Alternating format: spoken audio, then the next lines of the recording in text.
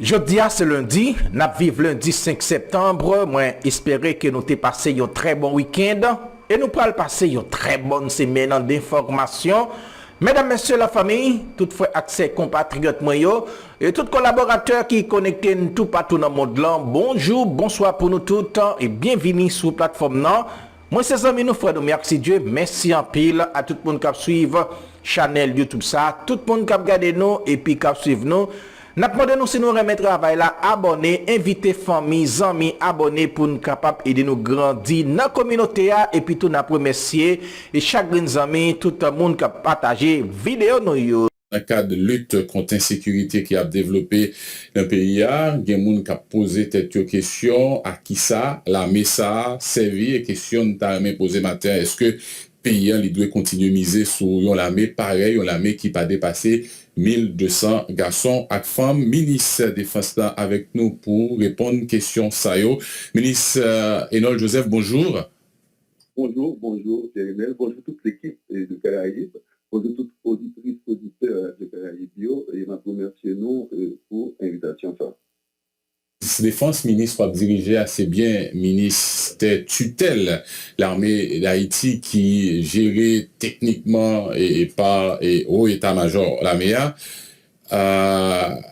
qui Jean tutelle ça, tutelle ministère de défense exercé sous l'armée qui Jean tutelle ça, comment nous exercer là?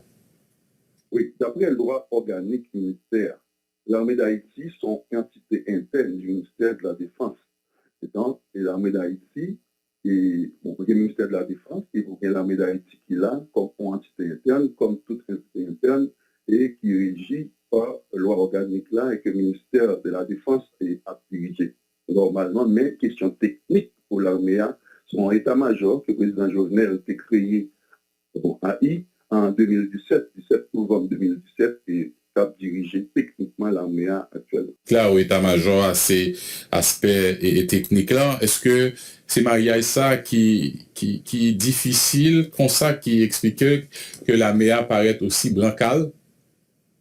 Oui, bon, pas qu'à dire l'armée au sport et création de l'armée, on parle de 2017, bon, et état-major intérimaire, et qu'avec toute difficulté on connaît, toute réticence des pour et des contre, qui étaient gagnés pour la création, pour retourner avec l'armée, au point de depuis 2015, tout, et sous président, et c'était Joseph Michel Martelly, qui était venu à l'IPA, c'est une promesse de campagne, tout, et qui était venu à retourner avec l'armée, ça a été remobiliser l'armée d'Haïti, il y a des réticences au niveau politique, au niveau social et autres. Et il y a des consultations qui sont faites au niveau national pour regarder les nécessités pour l'armée à tourner, et il y a des réticences au niveau international, et que le président Martelly est allé et songer ça dans l'OEA directement, qui demandait et où il n'y a pas une réflexion sur le besoin ou non des forces armées d'Haïti.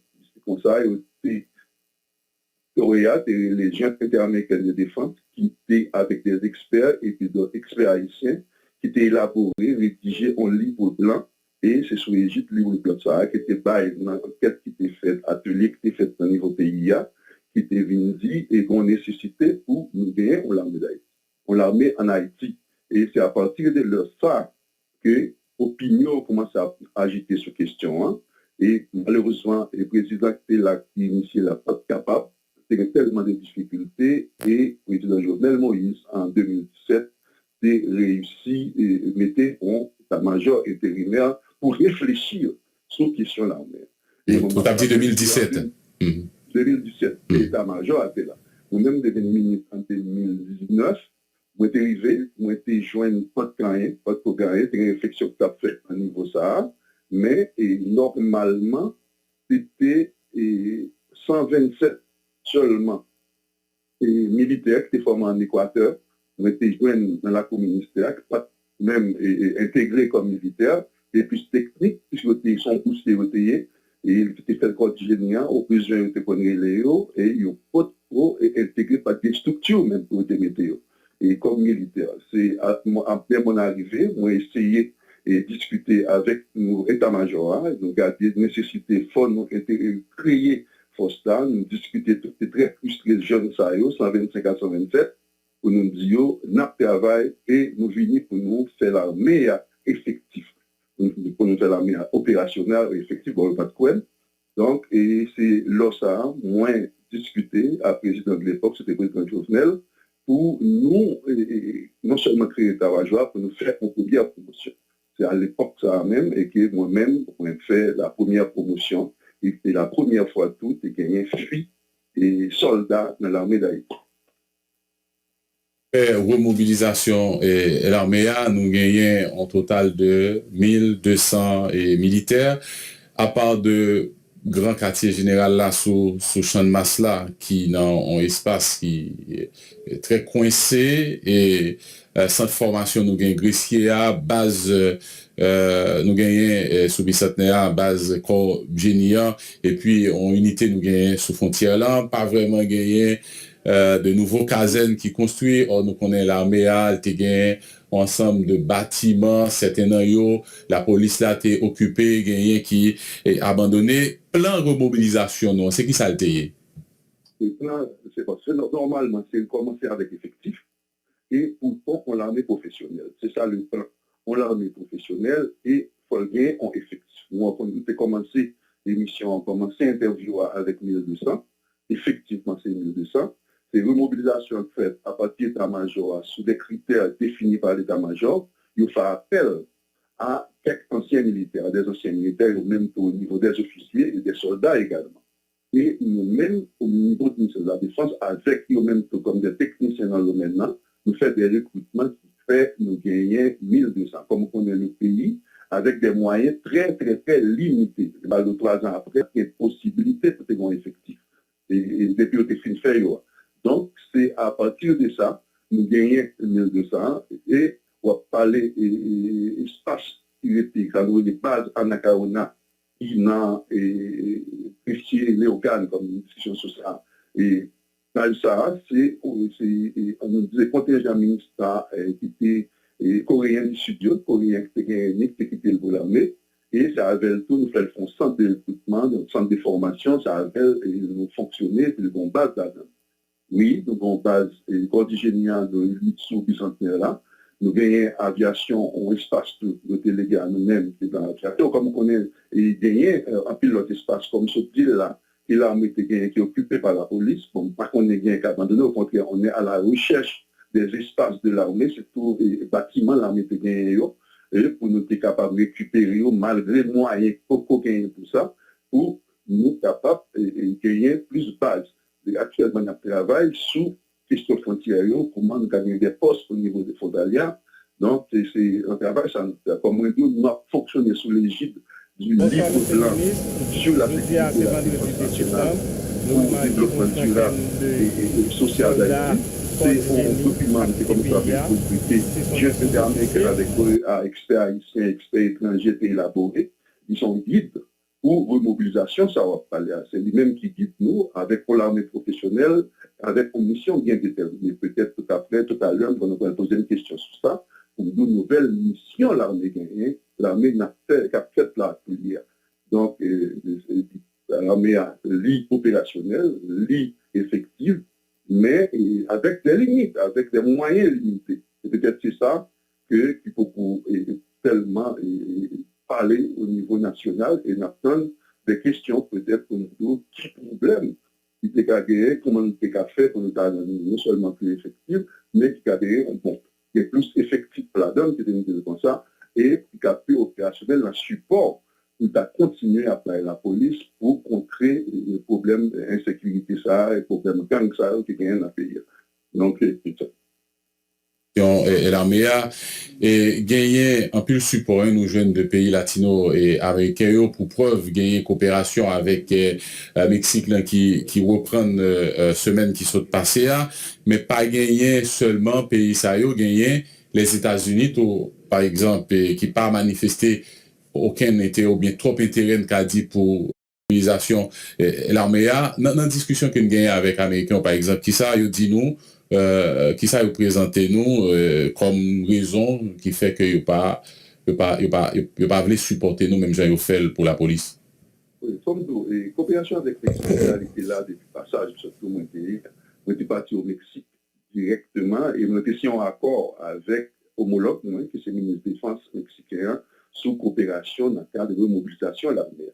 L'accord ça, c'est quelques phases dans l'accord ça qui étaient malheureusement et au terrain, leur prédécesseur n'a pas continué et nous sommes réactivés là. Nous réactivés dans l'occasion de gagner en conférence des ministres de défense des Amériques qui était faite en Brésil, qui était fin mois ça là, fin mois juillet, août, commencement août, et que nous-mêmes nous étions partis au Brésil avec une délégation très réduite d'Haïti pour nous discuter, font plaidoyer au niveau régional pour les nécessités pour gagner en forces armées dans le pays.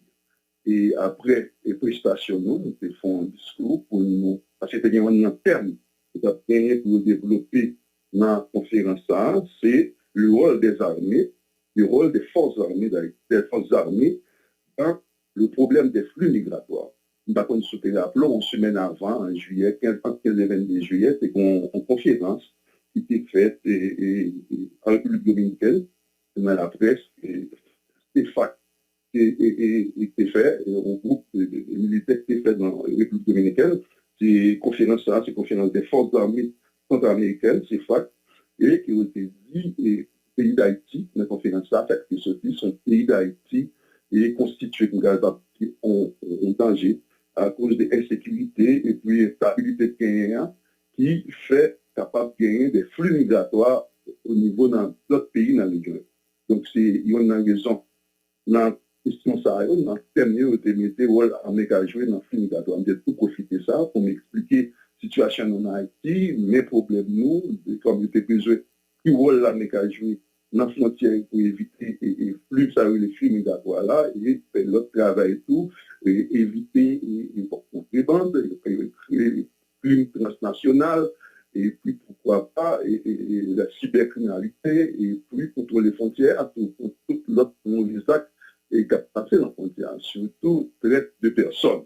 Donc, nous n'avons pas nécessité ça et nous avons fait des bilatérales avec un pile pays dans la région, sauf cité Mexique. Et c'est là nous réactiver coopération avec le Mexique qui est et donc c'est là et maintenant nous parti après l'autre toujours. Et puis pour me répondre à la question directement, c'est pas seulement le Mexique.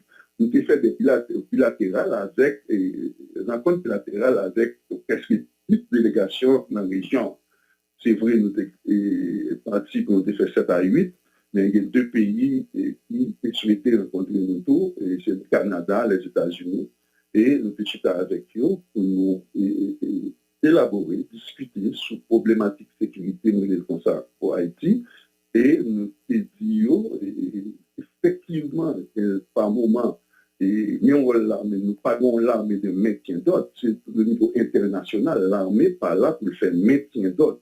C'est vrai, nous avons un cas spécial, le cas spécial d'Haïti, l'armée qui a venu en support à la police aux besoins. Et je vous demande, premier ministre dans la CAPA, donc, en cette occasion, qu'on a des difficultés, surtout nous avons des avec des matériels engins lourds, et qu'on a accompagné la police, et que dans quelques interventions, la police a fait pour peut-être déloger et quelques bandits dans quelques zones là-dedans. C'est ça l'armée a fait.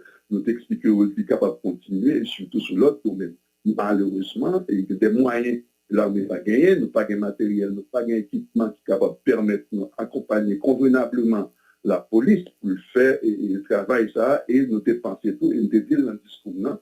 Et normalement, nous avons expérience depuis 20 à 25 ans des forces étrangères et ministères dans le pays pour résoudre problèmes de sécurité depuis 25 ans, 20 ans. Après, il y a parlé de 20 ans. Et que le problème a été entier pour ne pas dire amplifié. Donc, moi-même, je pense que c'est un problème qui est national et les forces de sécurité nationale, si il y a des moyens dans le milieu, ils étaient capables de résoudre ce problème. Et comme ni la police manque de moyens, ni embryon, l'armée n'a pas de moyens, force internationale, pays dans la région, surtout, accompagner force de sécurité nationale dans le pays, où nous sommes capables, sans pas avoir besoin, et vous voyez, dépenser tout comme ça, dépenser équipable avec vos résultats, et ces positions gouvernementales, et positions gouvernement pour résoudre le problème.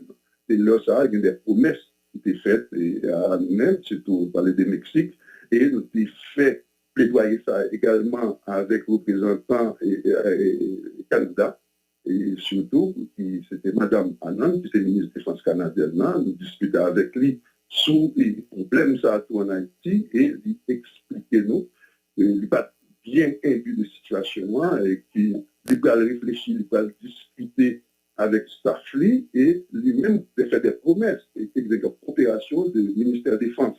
Un ministère de la Défense pour regarder comment il a appuyé l'armée pour nous répondre ou bien accompagner la police, supporter la police dans l'intervention de la police.